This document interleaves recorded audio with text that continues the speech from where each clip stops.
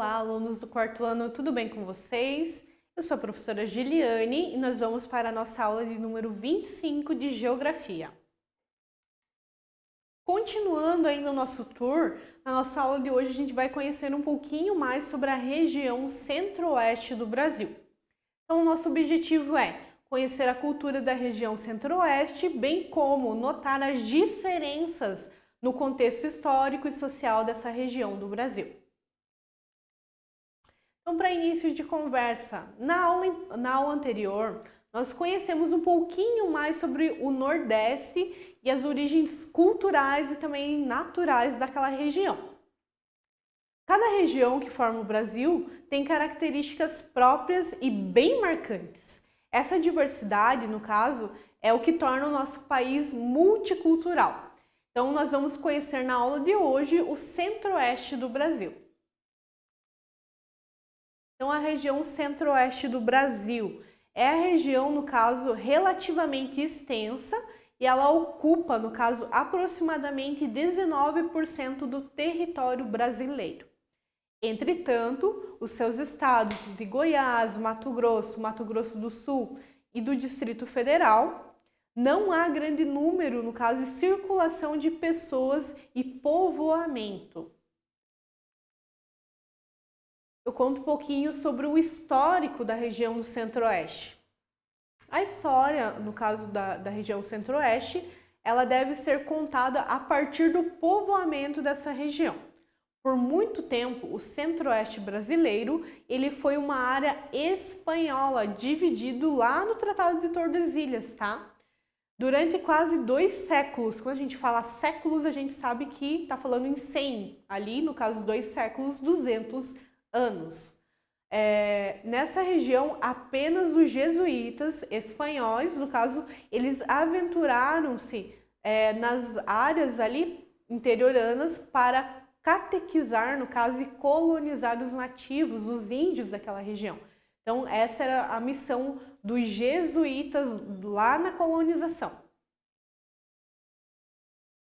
O clima da região centro-oeste, por não ter, no caso, uma saída para o mar, o clima ele é quase toda da região centro-oeste é tropical continental.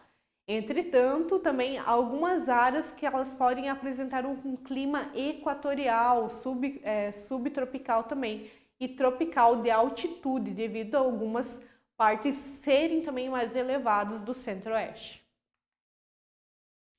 Nós temos também a questão da vegetação dessa região, no caso, a vegetação do centro-oeste ela é bastante diversificada, pois há uma forte incidência, no caso de rios solares, o clima quente e de fatores que são ideais, no caso, para o florescimento e também da biodiversidade da fauna e da flora.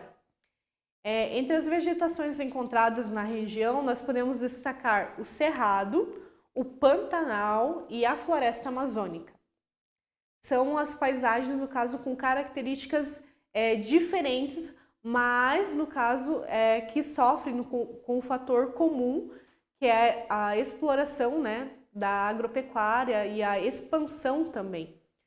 Por conta, no caso disso, há os biomas, né, essa região, que são fortemente ameaçados em muitos locais. E algumas espécies também da fauna, no caso, estão em perigo de extinção.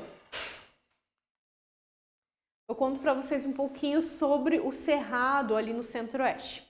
O Cerrado, no caso, ele é típico do Centro-Oeste e ele está presente no Tocantins, Minas Gerais, parte do Maranhão, no caso, e é uma formação vegetal específica de clima, no caso, tropical. Com solo bem poucos assim férteis, no caso para produção, para alimentação de gado, enfim.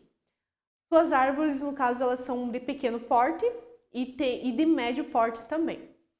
Os galhos, eles são tortuosos, são sinuosos, então tem várias movimentações desses galhos, podemos assim dizer. Troncos e cascas das árvores, elas são bem grossas e as raízes, no caso, elas ficam penduradas. E buscam, no caso, essa água lá no subsolo. Devido a isso, né, muitos estudiosos chamam o cerrado, no caso, de uma floresta invertida, pois as raízes de algumas árvores, na maioria, elas ficam expostas, então elas ficam visíveis. Por isso é chamado também o cerrado de floresta invertida.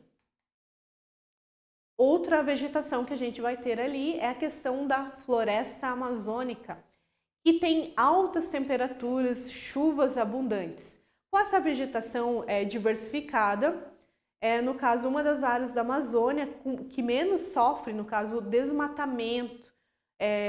Nessas áreas também nós encontramos o Parque Nacional do Xingu, que é importante, um espaço de preservação, no caso, tanto florestal como também de nativo. A gente vai ver um pouquinho mais que há habitantes nessa região, sendo, no caso, uma região de transição entre o Cerrado e a Amazônia, no norte do Mato Grosso. Localizado no Mato Grosso, no caso, na região centro-oeste do Brasil, o Parque Indígena do Xingu, ele é uma grande porção de terra dedicada também à população indígena, sendo a primeira aqui nacional criada com cerca de 27 mil quilômetros quadrados. Então, é uma grande área onde os indígenas, né, estão nessa região. Eu conto para vocês uma curiosidade, no caso, que somente dentro, no caso, do território do Xingu, para vocês terem uma ideia, há 26 povos com costumes e línguas totalmente diferentes, somando mais ou menos ali por baixo, tá?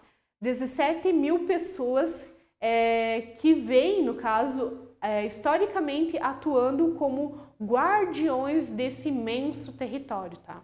Então, eles guardam esse território, é o território do Xingu. Esses povos, eles possuem, no caso, uma relação intrínseca com a floresta e com um conjunto de saberes e práticas associados ao manejo dos recursos naturais. Ou seja, eles juntam essa questão da ancestralidade deles, dos conhecimentos que eles têm passados de geração em geração, com também, digamos, esse cuidado com a floresta, né? Essa veneração pela natureza. Então, essa cultura, no caso, também, tudo que eles aprendem, eles são passados de geração em geração. E são, no caso, realmente guardiões, porque eles preservam, no caso, essa área ali do território do Xingu. Outra parte também, no caso de vegetação, de relevo, seria a questão do Pantanal, que ele está presente no oeste do Mato Grosso do Sul e sudeste do Mato Grosso, com uma vegetação bastante variada. Essa, no caso, essa variação, ela ocorre por conta do grau de umidade e também das inundações que ocorrem nos períodos chuvosos. Então, o Pantanal, a gente encontra ele assim, né? Parcialmente alagado ou realmente ele totalmente alagado, onde a gente só vê mesmo os rios e córregos nessa região. E o Pantanal Mato-Grossense, ele é muito famoso, inclusive mundialmente, devido às diversidades, né, diversas espécies de peixes que lá existem. E a gente também vai ter o relevo do Centro-Oeste, que é uma relação, são 3 relações na verdade, são 3 unidades que a gente encontra no Centro-Oeste. São o Planalto, as depressões e as planícies. As 2 primeiras ali, que seria o Planalto e as depressões, elas formam-se na era Cenozoica, isso há muito tempo atrás, sendo relevos bem antigos e que sofrem muito com os processos erosivos. Já as planícies, elas são importantes, no caso, para a economia da região, uma vez que elas são utilizadas nas práticas agrícolas e também da pecuária, né? Na criação do gado, na pastagem, enfim. E também no Pantanal Mato-Grossense.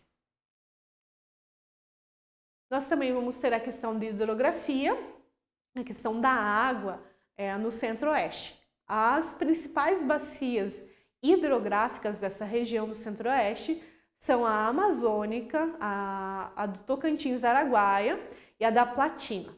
A primeira, no caso, é uma parte, no caso da bacia, é dominante da região norte. Encontramos, então, no norte do Mato Grosso do Sul. Daí a gente vai ter a bacia do Tocantins-Araguaia, que é formada pelos rios e também seus afluentes, riachos, e também no estado de Goiás e de Mato Grosso do Sul. Sobre a economia da região centro-oeste, a gente pode ter uma ideia, né, que ela é baseada, de uma forma geral, na agricultura, na pecuária de bovinos, equinos e búfalos, no caso. Existem na região ainda grandes indústrias de alimentos. A questão da mecânica se destaca, a química e a têxtil, que é a produção de roupas, né, de tecidos, de fios. Principalmente, né, em Campo Grande, Goiânia e também em Cuiabá. Essa economia, no caso, essa produção, gira ao entorno dessa produção ali.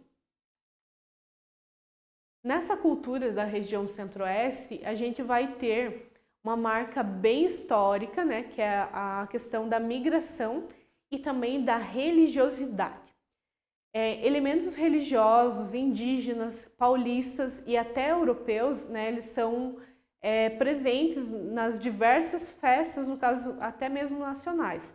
Mas nessa região centro-oeste, ali principalmente em Goiás, as festas religiosas são presença marcante.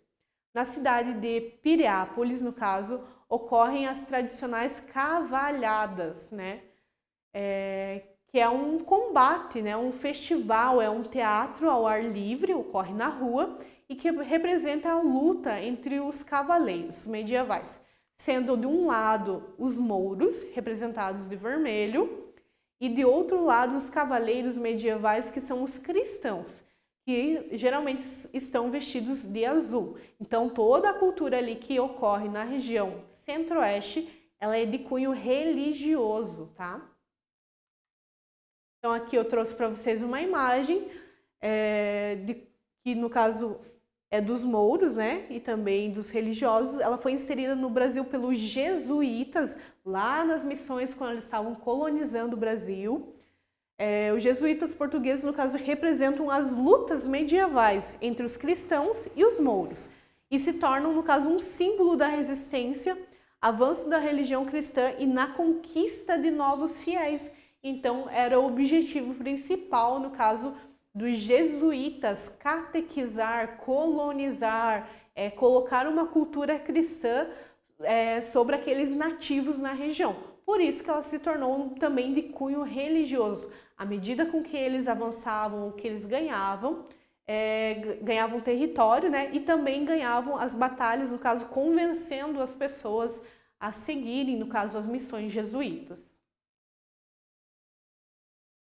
Há também, no caso, a famosa procissão do fogaréu.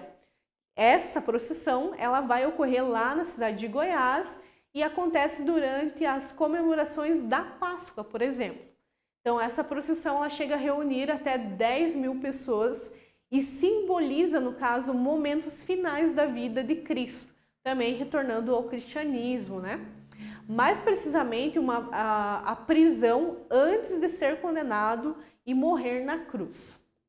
No Mato Grosso, no caso, há uma dança típica que é o curuaru.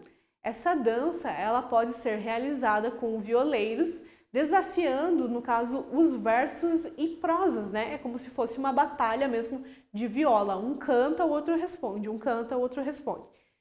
Com homens, né, em círculos ao som de violas e também do reco-reco, que é um instrumento musical. Então aqui eu trouxe para vocês que seria a procissão do fogaréu. Eles se vestem realmente de branco, eles andam com vela, eles fazem uma procissão mesmo.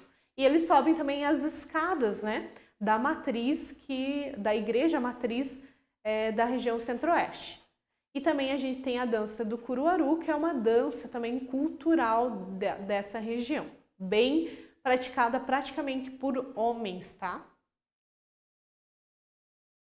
Eu conto para vocês também um pouquinho sobre a culinária regional do Centro-Oeste. A região do Centro-Oeste, no caso, elas têm diversos pratos tradicionais, que além de serem deliciosos, também eles ajudam a contar um pouquinho da história, dos costumes, da cultura local. Nessa região, nós vamos encontrar iguarias como o caso do arroz com pequi, pacu assado, pacu é um peixe, tá? Recheado, o caldo de piranha, o caribel pantaneiro, a mojica de pintado e a galinhada com pequi, tá? Então, o pequi, ele é uma fruta. Pequi, ele é um fruto do pequizeiro e ele é nativo ali da região do Cerrado brasileiro. Ele é muito utilizado na cultura, no caso na culinária da região do Centro-Oeste. Como a gente viu, ele serve de acompanhamento para diversos pratos da culinária. E ele é de sabor bem marcante e peculiar. No caso, o pequi, ele é consumido, ele pode ser cozido, pode ser puro, né? Comido assim, ele diretamente do pé. Ou pode ser acompanhado no caso de outros pratos, mas ele faz parte no caso da culinária do Centro-Oeste. Bem marcante o acompanhamento dele nos pratos. Por ele ser uma fruta, né? Então a gente geralmente costuma comer o quê? A nossa comida com legumes. Lá não. No Centro-Oeste eles têm essa fruta que é o pequi, que ela acompanha diversos pratos. Contando um pouquinho das curiosidades, né? Sobre a região do Centro-Oeste, nós vamos também para a nossa atividade de fixação, tá, pessoal? Então, vou precisar que vocês tenham em mãos o caderno, o lápis e a borracha, tá? Espero que vocês tenham realizado anotações também sobre essa aula. E até a próxima, pessoal!